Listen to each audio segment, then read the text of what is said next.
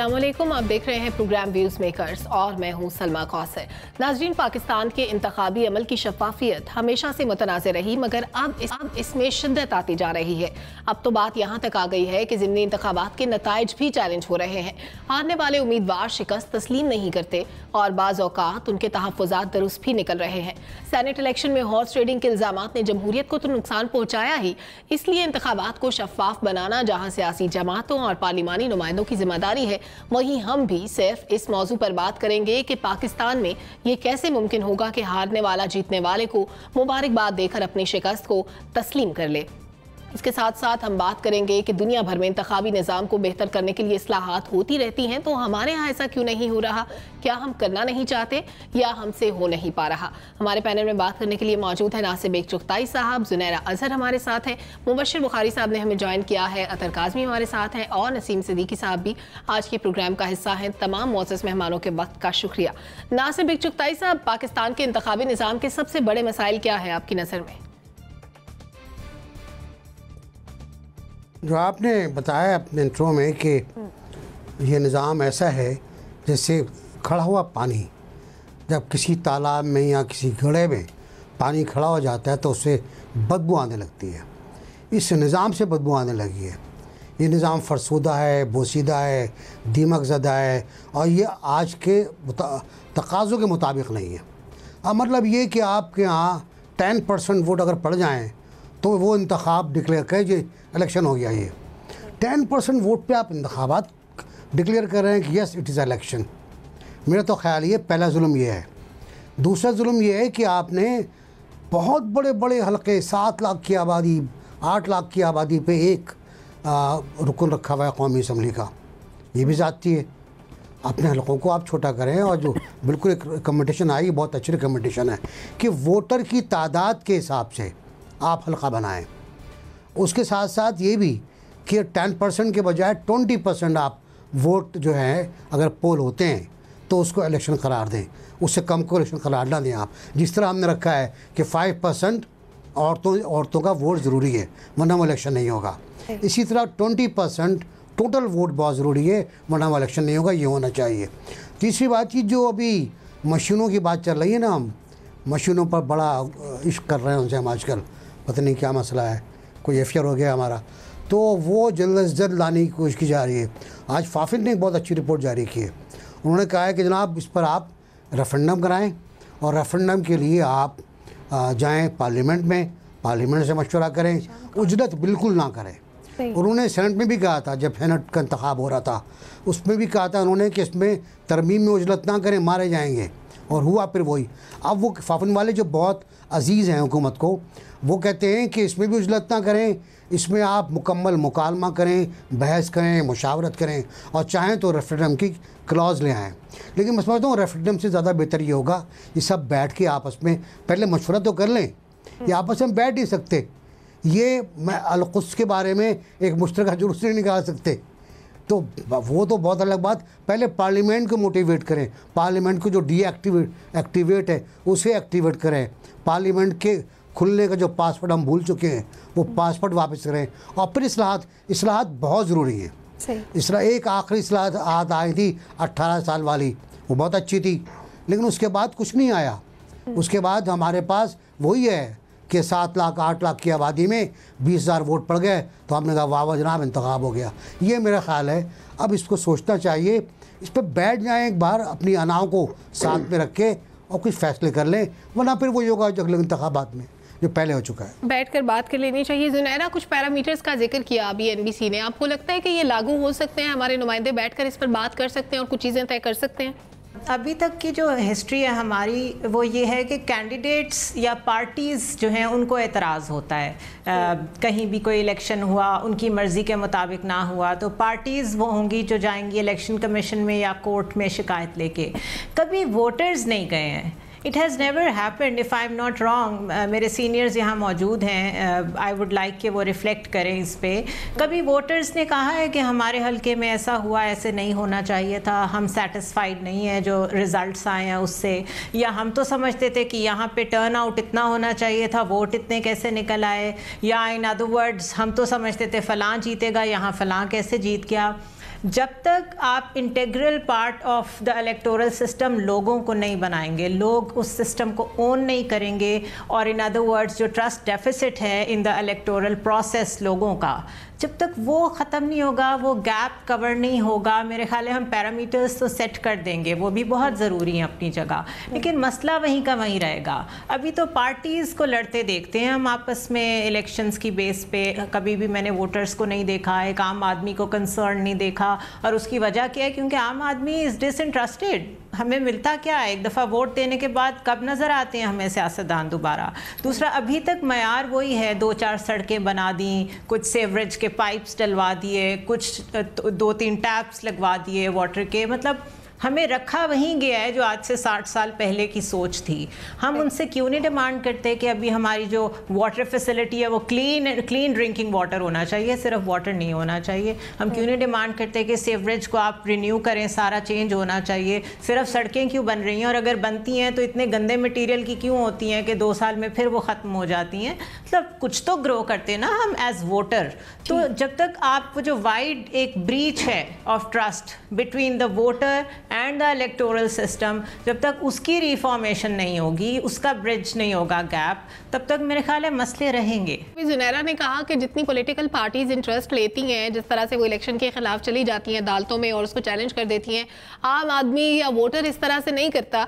आम आदमी या वोटर का इंटरेस्ट डेवलप करने के लिए क्या करना चाहिए?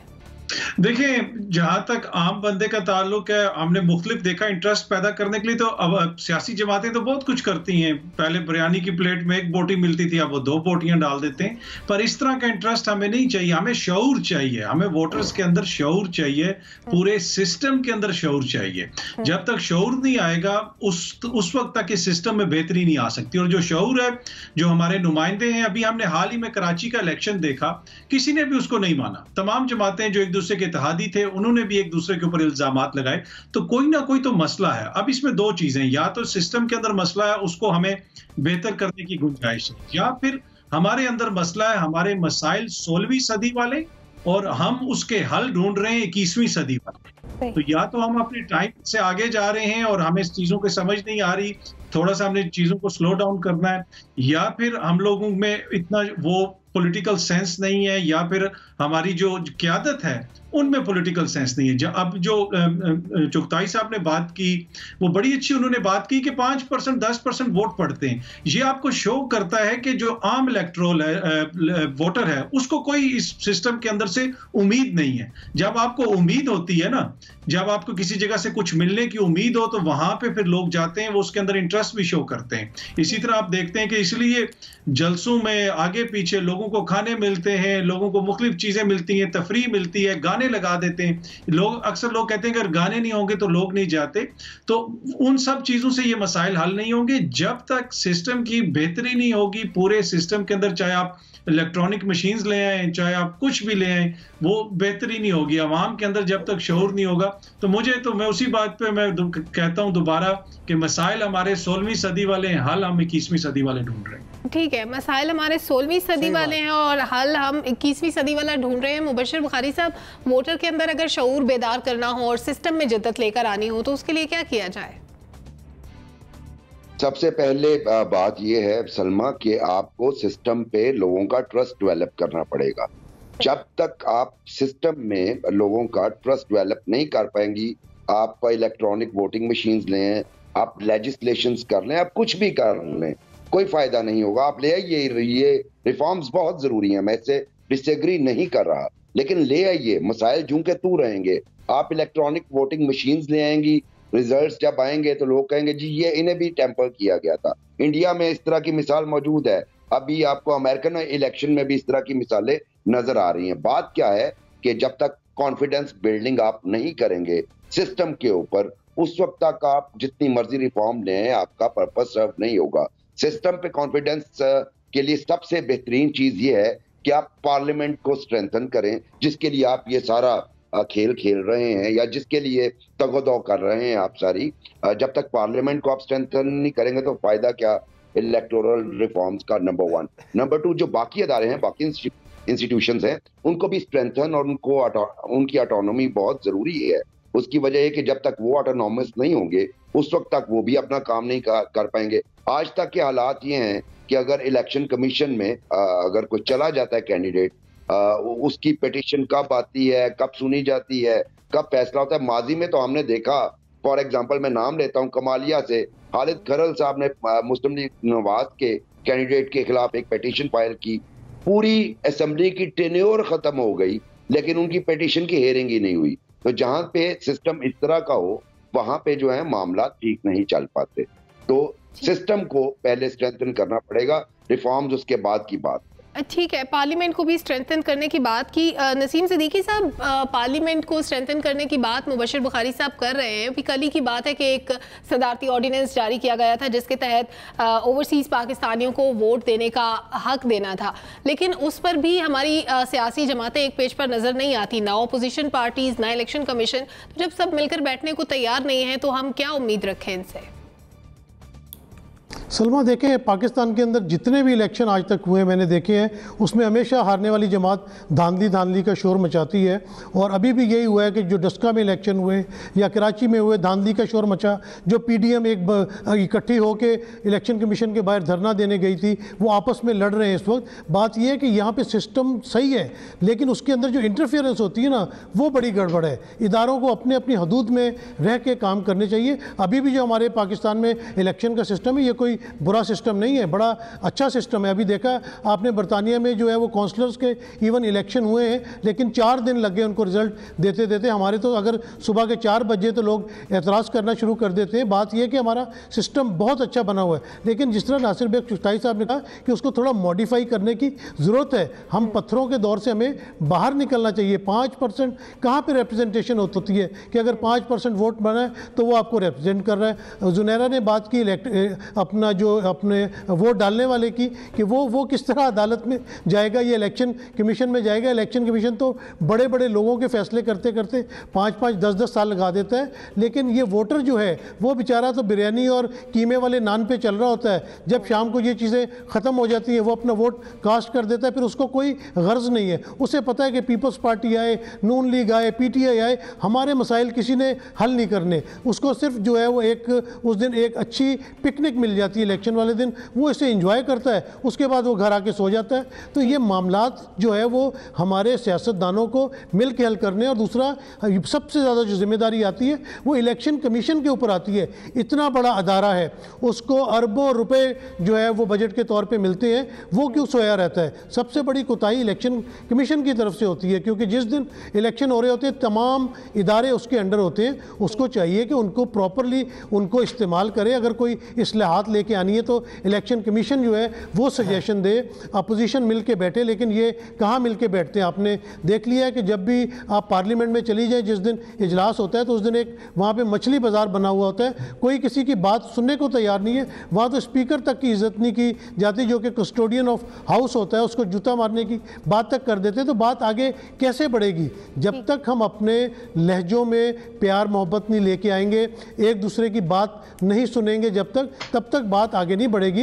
ये सारी जिम्मेदारी बेसिकली सियासतदानों की है कि वो मिल के बैठे, क्योंकि धांधली का शोर भी वही मचाते हैं, नुकसान भी उन्हीं को होता है। तो मिलें, बैठें और इस्लाहात लेके आएँ। बड़े अच्छे पॉइंट्स हैं। जिस पॉइंट पे आप एग्री करना चाहते हैं वहाँ पे आप वोट दें, जिस बात पे डिसएग्री करना चाहते हैं डिसएग्री करें। हमारे मुल्क में तो यही होता है कि अगर EVM आ रही है, इलेक्ट्रॉनिक वोटिंग मशीन, तो सब ने उसकी बुराई करनी शुरू कर दी है। भाई आप ATM यूज़ कर रहे हैं, पहले तो कोई पैसे निकालने के लिए ATM यूज़ नहीं करता था, हमारे पास मोबाइल फ़ोन भी नहीं होते थे। तो इस तरह की चीज़ें टेक्नोलॉजी के साथ आती रहती हैं। आजकल हम ऑनलाइन क्लासेस ले भी रहे हैं, दे भी रहे हैं, लेकिन एक हम सिर्फ मुखालफत में आ जाते हैं। अभी वैक्सीन आई है कोरोना की, अभी वो लगनी नहीं शुरू हुई और उसकी मुखालफत में कितने लोग हैं कि ये हो जाता है, फलां हो जाता है। तो ये नेगेटिविटी ख़त्म होनी चाहिए। एक पढ़ी लिखी समझदार कौम होने का हमें जो है वो सबूत देना चाहिए और सबको मिलजुल के ये इलेक्शन इस्लाहात के मसले का हल निकालना चाहिए।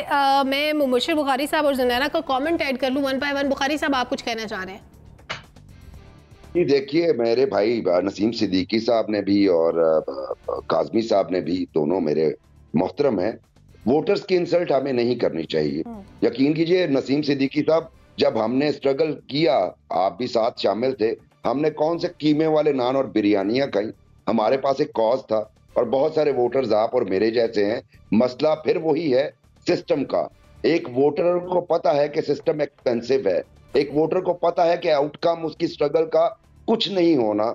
जब तक आप सिस्टम को ठीक नहीं करेंगे उस वक्त तक जो है मसाइल हल नहीं होंगे। तो मेरा ख्याल है कि वोटर्स की इंसल्ट करना हमें कम से कम बंद करना चाहिए, उन्हें हम अंडर एस्टिमेट करते। ठीक है, एनबीसी आपकी तरफ भी आऊंगी। जुनैरा का कमेंट पहले ऐड कर लूं। जी जुनैरा।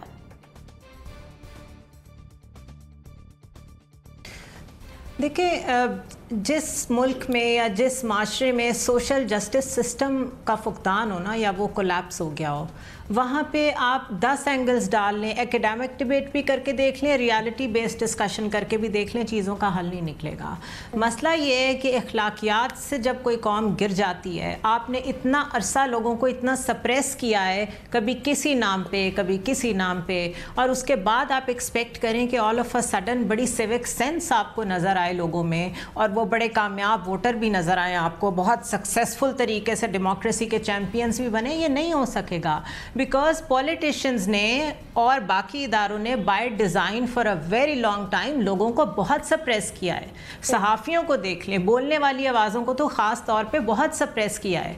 तो अब जब उनका एतमाद आप खो बैठे हैं सिस्टम में, तो आप रिफॉर्म्स लाएं या कुछ भी लाएं, आपको उनका रिस्पॉन्स नहीं मिलेगा, आपको उनका ट्रस्ट नहीं मिलेगा। So first you have to gain the trust back of the people rather than telling them कि आप तो बिरयानियों पे बिक जाते हैं। वो बिकेंगे क्योंकि उन्होंने सर्वाइव करना है। एक पार्टी आती है, वो कहती है हमें वोट दें, अपनी बरादरी के वोट दे दें, आपके 10 लोग पुलिस में भर्ती करेंगे, हम वो करेंगे क्योंकि अदरवाइज तो मेरिट पे उनका दाखिला नहीं होगा कहीं पे। सो रियलिटी को सामने रखते हुए जब तक रिफॉर्म्स नहीं करेंगे, सोशल रिफॉर्म्स, तब तक इलेक्ट्रॉनिक या नॉन इलेक्ट्रॉनिक वोटिंग, इससे कोई फ़र्क नहीं पड़ेगा। ठीक है, एनबीसी। अच्छा, बिल्कुल जुनैर साहब, सब दोस्तों ने ज़बरदस्त पॉइंट उठाए। मैं 2 पॉइंट्स की बात कर लूँ जो बहुत सतही हैं। मैं सतही से आदमी हूँ, ना बिरयानी की बात करूँगा मैं आपसे, ना मैं शऊर की बात करूँगा। मैं सिर्फ इतना अर्ज़ करूँगा कि हमने जो स्टडी किया कराची का बाय इलेक्शन, कुछ दोस्तों ने मिलकर, कि यहाँ हुआ क्या। यहाँ ये हुआ कि जो सियासी पार्टियों के पोलिंग एजेंट थे वो 1000 रुपये फ़िगस पे आए थे, और उनको खुद पता नहीं था कि पोलिंग क्या होती है, लिस्टें किस तरह चेक होती हैं, वोटर की शनाख्त क्या होती है, किस तरह की जाती है। जो पोलिंग ऑफिसर्स थे वो अपने दफ्तर से उठ के नहाए धोए बगैर यहाँ के बैठ गए थे, उन्होंने काम शुरू कर दिया। सिवाय रिटर्निंग ऑफिसर के किसी को नहीं पता था कि एसओपीज़ क्या हैं, इलेक्शन क्या है। ट्रेनिंग बहुत ज़रूरी है, पहली बात तो ये इलेक्शन के अमले की, और ट्रेनिंग बहुत ज़रूरी है हर उम्मीदवार को अपने पोलिंग एजेंट को बताने की कि तुम्हें करना क्या है। ये 2 बड़ी इंपॉर्टेंट बातें। तीसरी बात जो आई कि वो आई सड़कों वाली और गटर वाली और बागीचे वाली, बिल्कुल सही बात है। लेकिन ये फिर वहीं जाऊंगा मैं, अपना मेरा पुराना जो रोना है कि 18वीं तरमीम के तहत अगर आप लोकल बॉडीज़ को इख्तियारात दे दें, उन्हें रेस्टोर कर दें, उनको ये काम दें, सड़कों का, गटर का, सफाई का, बागीचों का, ये उनका काम है। आपका कानून साज ये भाई, आप कानून बनाइए, उनको दे दें। अपना डिवोल्यूशन जो है वो ऊपर से नीचे लाएं। पानी ऊपर से नीचे बहता है, दरिया यासीन ऊपर से नीचे आता है, कराची के समुद्र में गिरता है, तो भाई उसको समुद्र में गिरने दें। लोकल बॉडीज़ को रेस्टोर करें, उन्हें इख्तियारात दें, तमाम तरह इख्तियारात, और यकीनन उन पर चेक एंड बैलेंस होता है, हर तरफ से होता है।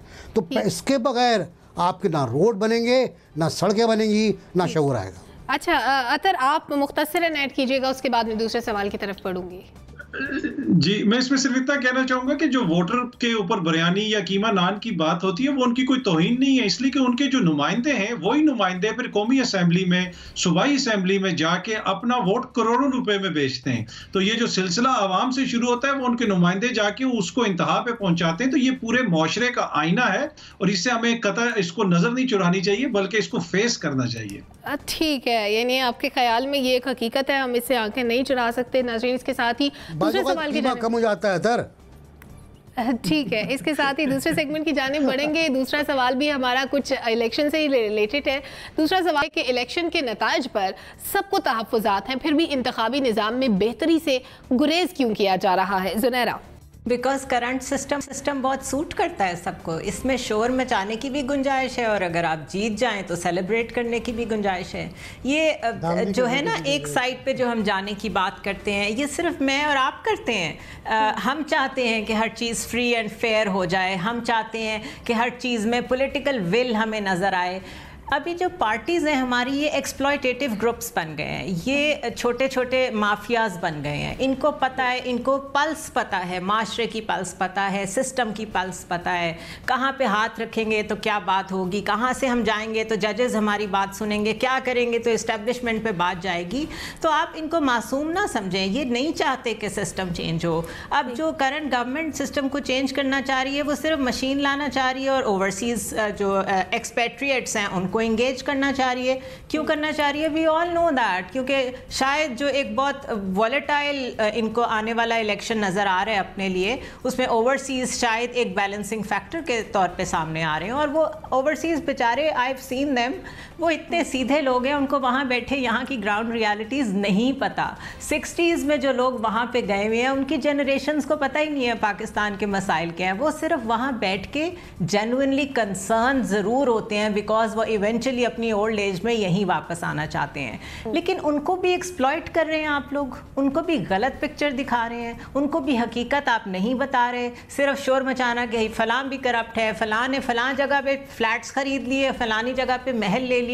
तो भाई, या तो आप ये कहें कि मैं इन लोगों को पकड़ूंगा नो मैटर व्हाट, ठीक है, या फिर आप उन लोगों को एजुकेट करना शुरू कर दें। तो मुझे किसी एक पॉलिटिकल पार्टी का बता दें जिसने शऊर देने की कोशिश की हो लोगों को, अपने वोटर्स को, और उन्हें जेन्युइनली मोबिलाइज किया हो कि सही जगह पे वोट डालें। वो तो कोई भी नहीं करता। सो ये वाला सिस्टम सबको सूट करता है।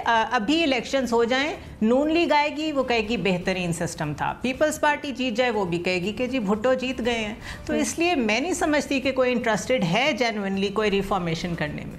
ठीक है, नासिर बेग चुगताई साहब, अशरों दहाइयों से हम यही देखते आ रहे हैं, हमारा जो इलेक्शन सिस्टम है, हमारी पॉलिटिकल पार्टीज एक दूसरे को भी बुरा भला कहती हैं, निज़ाम को भी बुरा भला कहती हैं, उसके बाद जब वो इक़्तिदार में आ जाती हैं, 5 साल पूरे करती हैं और नए सिरे से उसी निज़ाम के तहत इलेक्शन होते हैं और फिर एक दूसरे को बुरा भला कहने का सिलसिला शुरू हो जाता है। ये लोग बैठ कर बात क्यों नहीं करते? इसलिए नहीं करते कि बिल्कुल सही बात है कि ये इंतखाबी निज़ाम उनके मुफाद में है। आइदर वे, ए पार्टी हो, बी पार्टी हो, सी, तो 3 पार्टी हो गई ना, सी पार्टी हो, डी भी पार्टी पीछे आ रही है। ख्याल रखिएगा, डस्का में और कराची में जो वोट लिए हैं उसने, तीसरी पार्टी ने बहुत ज़्यादा वोट हैं वो, तो वो मेरा ख्याल है कबूल नहीं करेंगे इसको। मैंने एक दिन एक प्रपोज़ल रखा था एक सेमिनार में कि क्यों ना हम ये करें कि हर हल्का इंतखाब में 51% वोट लेने वाला मुंतखब करार पाए। वहाँ एक हंगामा हो गया जी, वहाँ एक बलवा हो गया, फसाद की नौबत आ गई कि ये कैसे कह दिया आपने, आपको शर्म नहीं आती है, आप तौहीन कर रहे हैं वोट की। मैं कहा तौहीन नहीं कर रहा। बात यह है कि जिसकी वो इलेक्शन कौन जीतता है, जिसकी अक्सरियत हो। अक्सरियत क्या होती है? 51% वोट ले लें, आप जीत जाएँ, आप जाके हल्फ उठा लें, फिर जो चाहें करें आप। तो बात यह है कि हम डरते हैं रिफॉर्म से। हम देखें, इमरान खान साहब ने जो वादे किए थे कंटेनर पर भी और कंटेनर के बाहर भी, और लाहौर में भी ख़ास तौर से मीनार पाकिस्तान के साए में, और कराची में कायद आज़म के मज़ार के साए में, वो बहुत शानदार थे। उसमें इलेक्टोरल रिफॉर्म्स भी थी, उसमें लीगल रिफॉर्म्स भी थी, उसमें सोशल रिफॉर्म्स भी थी, उसमें रोज़गार था, उसमें पानी था, उसमें बिजली था, उसमें ख्वाबनाक शहर बनाए जा रहे थे। हर शहर एक ख्वाब था, वो बन रहा था, लेकिन ख्वाब टूट गया, चिकनाचूर हो गया, कोई वादा पूरा नहीं हुआ। वो इस्लाहात जिनका वो कह रहे थे हमारे पास मौजूद हैं, आज तक नहीं आई हैं। डॉक्टर इशरतुल्लाबाद क्या कर रहे हैं मुझे नहीं पता, क्या कर रहे हैं। शौकत तरीन का उनका झगड़ा क्या होने वाला है सबको पता है, क्या सूरत हाल बन रही है। तो ये वो निज़ाम है। दरअसल ये पूरा का पूरा निज़ाम जो हमारे मुल्क में है, ये फरसूदा है। मैं बार बार कहता हूँ ये ख़राब हो चुका है, इसको जंग लग गया है। या तो जंग उतारें इसका, या इसकी दिमाग साफ़ करें, उसके बगैर मसला नहीं हल नहीं होगा। आपको बहुत ड्रास्टिक रिफॉर्म्स करना पड़ेंगी और आवाम के मुफाद में करना पड़ेंगी। आपको लोकल बॉडीज़ को खुद मुख्तारी देना होगी।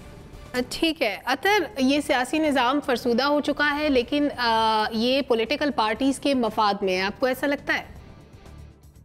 देखिए, अब इस निजाम को बेहतर किसने करना है? पॉलिटिकल पार्टीज ने करना है। अगर आप पॉलिटिकल पार्टीज के ऊपर नजर डालें तो उन्होंने अपने अंदर कितनी इस्लाहत की हैं। आप पाकिस्तान की जो जमहूरी पार्टीज है उनको देख लें, क्या उनके अंदर जमहूरियत है? मैं चैलेंज करता हूं कि पाकिस्तान मुस्लिम लीग नून के जो वहां पे वजीर आजम भी मुंतखब हुए हैं, शाहिद खाकान अब्बासी, वो डायरेक्ट टेलीफोन कर दें मियां नवाज शरीफ को। इसी तरह राजा परवेज अशरफ साहब डायरेक्ट आसिफ जरदारी साहब को मिलने चले जाएं। तो इनकी अप्रोच तो अपने जो इनके साबिक वजीर आजम है वो भी पार्टी के चेयरमैन और लीडर से डायरेक्ट जाके राब्ता नहीं कर सकते। पार्टीज के अंदर ये जमहूरियत का लेवल है। और पीटीआई जो जमहूरियत की बात करती है, उन्होंने बरतानिया से वो गवर्नर साहब को लेके आए, सरवर साहब को वो बरतानवी रवायात यहां पे लेके आएंगे और यहां पे जमहूरियत मुस्तहकम करेंगे। लेकिन गवर्नर साहब वो हैं जिन्होंने पाकिस्तानी जमहूरी रवायात बरतानिया में मुतारिफ करवाई। जब अपनी सीट छोड़ी तो अपने बेटे को वहां से मुंतखब करवा दिया। तो हमें इन सब की जमातों के अपनी कारकर्दगी के ऊपर और अपने किरदार के ऊपर नजर डालनी पड़ेगी। क्या ये ऐसे हैं कि ये इस निजाम के अंदर बेहतरी लेके आएंगे? अगेन मैं वही कहूंगा कि ये निजाम जो हमारा पूरा है, हमारा जो मौशरा है, वो 16वीं सदी में रह रहा है और हम अपने हल जो है वो ढूंढ रहे हैं 21वीं सदी में। आप मुझे बता दें, पिछले 100 साल के दौरान एक भी थर्ड वर्ल्ड कंट्री ऐसी दिखा दें जहां पे लिबरल डेमोक्रेसी आई और उसने तरक्की की हो। सिंगापुर है, सिंगापुर की डेमोक्रेसी के ऊपर रोज इतने इतने बड़े आर्टिकल लिखे जाते हैं बरतानिया में, अमेरिका में, कि वो डेमोक्रेसी ठीक नहीं है। लेकिन वो वाहिद डेमोक्रेसी है जिसने तरक्की की पिछले 70 साल में। वो थर्ड वर्ल्ड से फर्स्ट वर्ल्ड में आए। बाकी आप किसी भी कंट्री को देख लें, किसी भी कंट्री में आपको ऐसी मिसाल नहीं मिलेगी। नाइजीरिया में डेमोक्रेसी है, तेल दुबई से ज्यादा है, लोग भूखे मर रहे हैं। दुबई में डेमोक्रेसी नहीं है, यूएई में। तो निजाम के अंदर अपनी जो आपके जमीनी हालात होते हैं उनको भी सामने रखना पड़ता है। मैं अगेन कहता हूं, लोगों को पसंद नहीं आएगी ये बात, लेकिन क्या हम इस सारे निजाम के लिए तैयार भी हैं? ये भी हमें सोचना पड़ेगा। बात वही है, कीमे वाले नान और बिरयानी की बुरी लगती है, लेकिन वही हमारी रिफ्लेक्शन है, वही हमारे मुआशरे की इस वक्त हालत है। अच्छा नसीम सिद्दीकी साहब, हमारे निज़ाम में जो भी कमज़ोरियां हैं उसका नुकसान जो है वो आम आदमी को होता है। आम आदमी तक उसके सम्राट नहीं पहुंच पाते। जो भी इंतखाब होता है उसके बाद हमारे जो नुमाइंदे हैं वो आम आदमी को भूल जाते हैं, उनके लिए काम नहीं होते, डेवलपमेंट्स नहीं होती। और उसकी एक वजह ये भी है कि बल्दियाती सतह पर जो हमारे नुमाइंदे होते हैं वो बाख्तियार नहीं होते। तो फिर ये निज़ाम की खामियां दूर कैसे होंगी?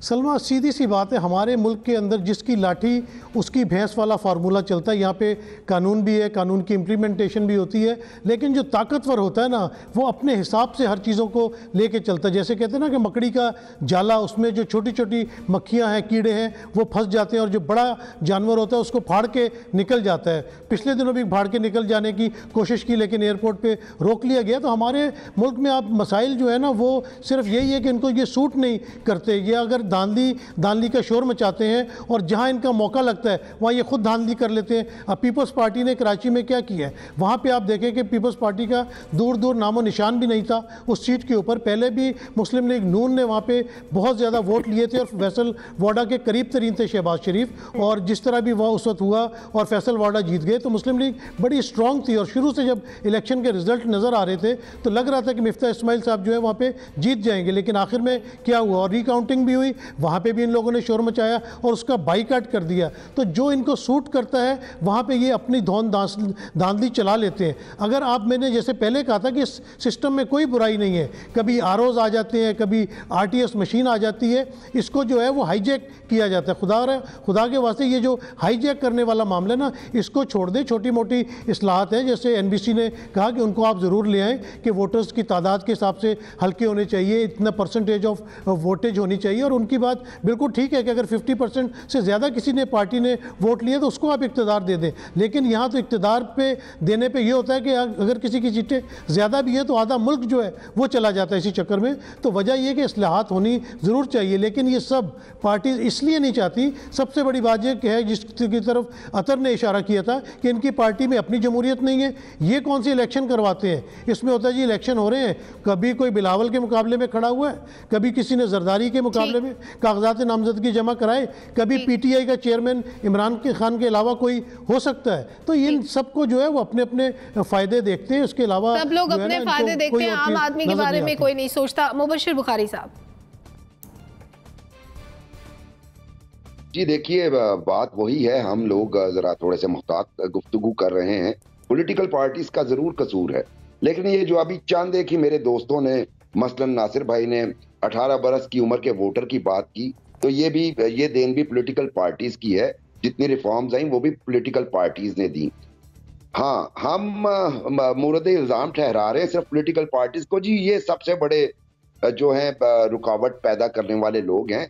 कुछ और भी पावर फैक्टर्स हैं जिनके नाम गालिबन इधर लेना मुनासिब नहीं है, इसलिए मेरे सारे दोस्त करनी उतरा रहे हैं। वो पावर फैक्टर यकीनन सबसे बड़ा फैक्टर है जो इस सिस्टम में तब्दीली नहीं चाहते, और चाहते भी हैं तो अपने मिजाज की चाहते हैं, जिसके लिए शायद पार्लियामेंट आमादा नहीं होती। एक बात तो होगी ये, दोबारा चूंकि मैंने कहा था कि सिस्टम पे एतमाद, सिस्टम पे कॉन्फिडेंस जब तक आप डेवलप नहीं करेंगे कोई भी रिफॉर्म जो है, तो अब मेरे दोस्त अपने सेंटेंसेस में ऐसी बात कर रहे हैं सिस्टम सिस्टम सिस्टम की, तो की पॉइंट हमारा न्यूक्लियस ऑफ डिस्कशन यही है कि आपको पूरे सिस्टम को चेंज करना पड़ेगा, तब जाके आपका इलेक्शन सिस्टम, आपका ईसीपी, आपकी जुडिशरी, आपके पार्लियामेंट, आपकी गवर्नेंस, इवन आपकी पॉलिटिकल पार्टीज, इस पे कॉन्फिडेंस बनेगा। जब तक आप सिस्टम को ठीक नहीं करेंगे तमाम जितनी काविशें हैं बेकार जाएंगी। ठीक है, यानी कि सिस्टम की साख बहाल करना जरूरी है। किस तरह से होगी इस बारे में हम बात करेंगे ब्रेक से वापस आने के बाद। नाजरीन हम रहिए।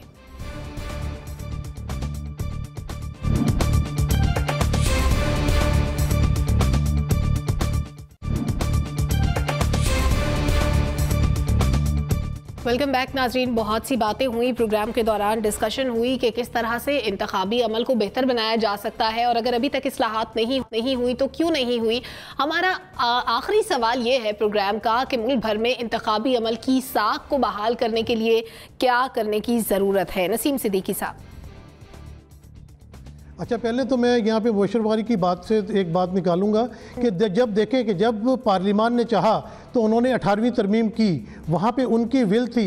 हालांकि इदारे कुछ नहीं चाह रहे थे कि 18वीं तरमीम इस तरह पास करवाई जाए, लेकिन क्योंकि पॉलिटिकल पार्टी सारी मिल के बैठी तो उन्होंने 18वीं तरमीम पास की। तो अगर पार्लियामान चाहे तो वो बहुत कुछ कर सकते हैं। पार्लियामेंट बहुत ज़्यादा स्ट्रॉन्ग है, बशर्ते कि वो सब मिलजुल के बैठे। अपना सलमा, जो आपका सवाल है उसमें यही है कि इसमें इनको फिर दोबारा वही बात है कि पार्लियामान को, सेनेटर्स को, इन सब को मिलजुल के बैठना पड़ेगा, ये अपने इख्तलाफात दूर करें। सबसे बड़ी इस वक्त जो जिम्मेदारी है वो हुकूमत के ऊपर आयद होती है कि वो थोड़ा सा सॉफ्ट कॉर्नर दिखाए, अपोजिशन के साथ नरमी से बात करे, अपोजिशन को लेके बैठे अपने साथ, क्योंकि ये मुल्की मसाइल है, अपोजिशन ने अकेले ने हल नहीं करने। असल जिम्मेदारी तो हुकूमत की है। सबसे पहले हुकूमत को अपनी सीरियसनेस दिखानी पड़ेगी, और उनके जो वुज़रा आके प्रेस कॉन्फ्रेंसेस करते हैं और हर वक्त जो अपोजिशन के ऊपर अटैक किया जाता है, कि अदालत को अदालत के केसेस निपटाने दें, जो मामला अदालत में है वो अदालत में चलने दें। जब आप हर प्रेस कॉन्फ्रेंस में अपनी अदालतें लगा लेंगे तो फिर कभी वो नरमी वाली सूरत हाल पैदा नहीं होगी,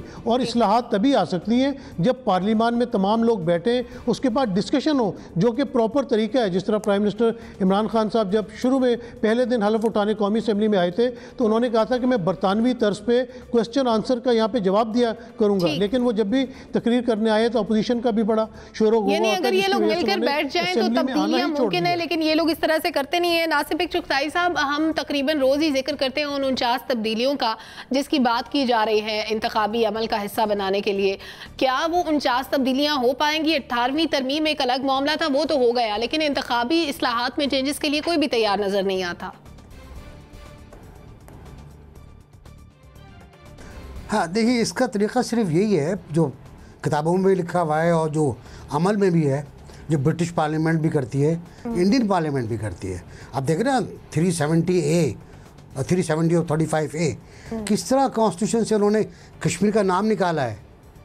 उन्होंने बैठ के मशवरा किया ना यार, पहले मशवरा किया, कांग्रेस भी थी, कम्युनिस्ट पार्टी भी थी, बीजेपी भी थी, निकाल दिया उन्होंने 2/3 अक्सरियत से।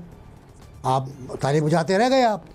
तो इसी तरह आप बैठे, नसीम ने बिल्कुल सही कहा कि ये हुकूमत की जिम्मेदारी है हर पार्लियामानी निज़ाम में कि वो पार्लियामेंट को चलाए, कारोबार ममलिकत चलाए, कानून साजी के लिए इनिशिएटिव ले, हिज़्ब इख्तिलाफ से बात करे, स्टैंडिंग कमेटियाँ, सेलेक्ट कमेटी, ये सब कमेटियाँ, कमेटी सिस्टम हमारे यहाँ ख़त्म हो चुका है। हमारे पार्लियामेंट काम ही नहीं कर रही, हमारे यहाँ पार्लियामेंट ही काम नहीं कर रही तो कमेटी क्या काम करेगी? खाक काम करेगी।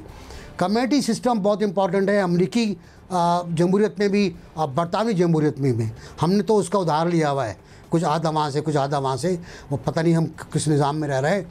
बात ये है सलमा के अभी मुबशिर साहब एक स्ट्रगल की बात कर रहे थे कि नसीम साहब ने भी की, उन्होंने भी की, हमने भी की, और नारा जो था उसका वो था कि चेहरे नहीं निज़ाम को बदलो, बदलो बदलो समाज को बदलो। समाज बदलना बहुत ज़रूरी है, और इसके लिए कौन मुस्लिम आएगा, कौन रिफॉर्मिस्ट आएगा, मुझे पता नहीं। लोगों को बहुत यकीन था इमरान खान साहब कुछ कर सकेंगे, लेकिन वहाँ भी कुछ नहीं निकला। वहाँ भी उन्होंने तो पूरा सिस्टम ही उलट दिया डेमोक्रेसी का। अब तो ऑर्डिनेंस से हुकूमत चल रही है, मशीन लगी हुई ऑर्डिनेंस की, वहाँ से हुकूमत चल रही है अब। तो मुझे तो लगता ही है कि अब कोई बिल्कुल बिल्कुल ठीक है। जुनैरा, हुकूमत क्योंकि अक्सरियत में होती है तो हुक्मरान जमात पर ज़्यादा जिम्मेदारी आयद होती है। हुक्मरान जमात को चाहिए कि तमाम जमातों को लेकर बैठे। पीटीआई तो हमेशा से तब्दीली की बात करती थी, फिर इंतखाबी अमल में तब्दीली क्यों नहीं आ रही?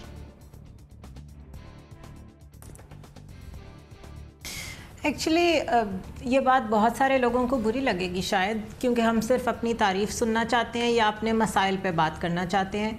अगर आप मिरर में देख लें तो हमारी बहैसियत कौम हमारे लीडर्स की बहैसियत पॉलिटिशियंस हर चीज़ बोरोड है। किसी में भी नेचुरल एवोल्यूशन के ज़रिए कोई नज़रियातीपन नज़र नहीं आता, किसी में भी किसी सोच की ऐसी डायरेक्शन नज़र नहीं आती कि ठीक है जी सोशलिज़म होना चाहिए। लेट्स से इस्लामिक सोशलिज़म की बात हुई थी एक दौर में, उसके बाद उन्हीं साहब ने जो ख़त्म नबूवत के साथ और उन डिफरेंट कवानीन के साथ जो कुछ किया वो हम आज तक भुगत रहे हैं।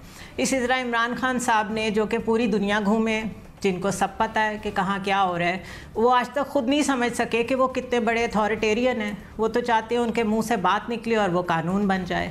तो जब आप एवॉल्व नहीं किए एज अ पॉलिटिशियन भी दूर की बात है, लीडरशिप स्किल्स ही नहीं है आप में, और आप चले हैं एक कौम को लीड करने के लिए, तो वही होगा जो हो रहा है। और बदकिस्मती से जिस दिन फातिमा जिन्ना हारी थी, हमने उस इलेक्शन से भी कुछ नहीं सीखा। जब हमने ईस्ट पाकिस्तान खो दिया, हमने उससे भी कुछ नहीं सोचा। तो हर कोई जब पावर गेम में आता है तो वो हर तरह के टैक्टिक्स यूज़ करता है अपने लिए, लोगों का कोई नहीं सोचता। और लोग समझ रहे होते हैं कि तकरीरों में जो कुछ कहा जा रहा है वो सच है।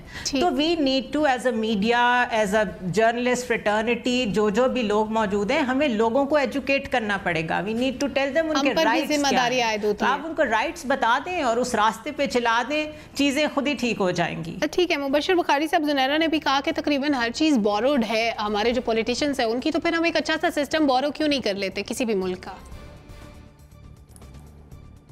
देखिए, ऑलरेडी जो हमने मॉडल लिया है, जैसे नासिर साहब ने फरमाया, कुछ हमने अमेरिकी जमहूरियत से लिया है, कुछ बरतानवी जमहूरियत से लिया है, और फिर बीच में हमने कुछ डिफरेंट कलर के तड़के लगा दिए हुए हैं, और अजीबोगरीब ये जमहूरियत भी अजीबोगरीब किस्म की हमने एक अडॉप्ट की हुई है। मैं समझता हूँ चूंकि जमहूरियत अवाम के लिए होती है, अवाम की हुकूमत होती है, अवाम के जरिए होती है, जो एक तारीफ की जाती है, तो ऐसी रिफॉर्म्स जब भी लाएं जिसमें आप अपनी नेशन स्टेट की वेलफेयर चाह रहे हो, या अवाम से रिलेटेड लेजिस्लेशन हो या फैसला साजी हो, उसमें अवाम को आप डायरेक्टली इन्वॉल्व करें, जिसके बहुत सारे तरीके हैं। मसलन जुनैरा ने मीडिया की बात की, तो मीडिया की इस वक्त जिम्मेदारी है, चूंकि प्राइवेट मीडिया यहाँ पे प्रिवेल करता है, कि इलेक्टोरल रिफॉर्म्स के ऊपर डिबेट करवाए, जिसमें हर स्ट्रेटा से, हर लेयर ऑफ सोसाइटी से रिप्रेजेंटेटिव्स बुलाए जाएं और उनसे सजेशंस ली जाएं कि क्या होना चाहिए।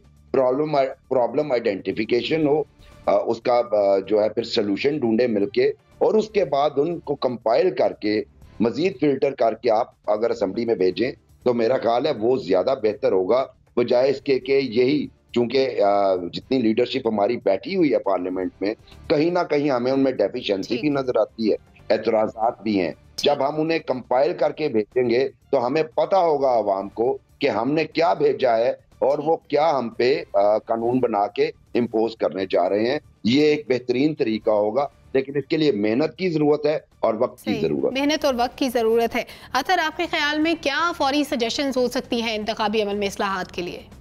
देखिए, इंतखाबी अमल के लिए जिस तरह ओवरऑल सिस्टम की हम बात करते हैं ना, जब सिस्टम के अंदर बेहतरी आएगी, इंतखाबी अमल भी उसी के नतीजे में बेहतर होगा। वो एक आइसोलेशन में बेहतर नहीं हो सकता। रवां हफ्ते ही बरतानिया की क्वीन ने स्पीच की, तो उसके अंदर हुकूमत ने जो एक चीज रखी है, जो हम कोशिश करेंगे, उन्होंने कहा कि हम अपनी जमहूरियत को मजबूत करेंगे। तो बरतानिया जैसे मुल्क में भी जमहूरियत में मसलसल एवोल्यूशन होती रहती है, चीजें उसमें बेहतर होती रहती हैं। अकाउंटेबिलिटी का सिस्टम, हमारे यहाँ जो अकाउंटेबिलिटी एक बन गया ना कि जी अकाउंटेबिलिटी का मतलब है कि शहजाद अकबर चाहें तो किसी के खिलाफ भी मुकदमा बना दें, जहांगीर तरीन को वो रुस्वा कर दें, शहबाज शरीफ को वो तंग कर दें। वो नहीं, हमें एक ओवरऑल अकाउंटेबिलिटी ऐसी होनी चाहिए जो सिस्टम के अंदर हर किसी की अकाउंटेबिलिटी करे। चाइना ने आज क्यों तरक्की की है? चाइना ने एक ऐसा निजाम बना लिया कि वहां पे हर इदारे के अंदर एक अकाउंटेबिलिटी का सिस्टम है। बाकी आप देख लें जमहूरियत के अंदर होता ही क्या है, जमहूरियत के अंदर तरक्की का राज ही ये है कि हर कोई अकाउंटेबल होता है, वोटर से लेके आम उस शहरी से लेके वजीर आजम तक, सदर तक हर कोई अकाउंटेबल होता है। हमारे यहाँ कोई भी अकाउंटेबल नहीं है, हम कचरा जहां मर्जी चाहते हैं फेंक देते हैं, हम इशारे पे नहीं खड़े होते। तो फिर हम सिस्टम में जो बेहतरी की ख्वाहिश रखते हैं, मेरा नहीं ख्याल उतनी हम में सकत है और हमारे सिस्टम में हमारे यहाँ कोई भी अकाउंटेबल नहीं समझता खुद को। जब तक सब अकाउंटेबल नहीं होंगे तब तक बेहतरी नहीं आ सकती। नाज़रीन, इसके साथ ही प्रोग्राम का वक्त खत्म हुआ। न्यूज़ मेकर से इजाजत दीजिए। अल्लाह हाफ़िज़।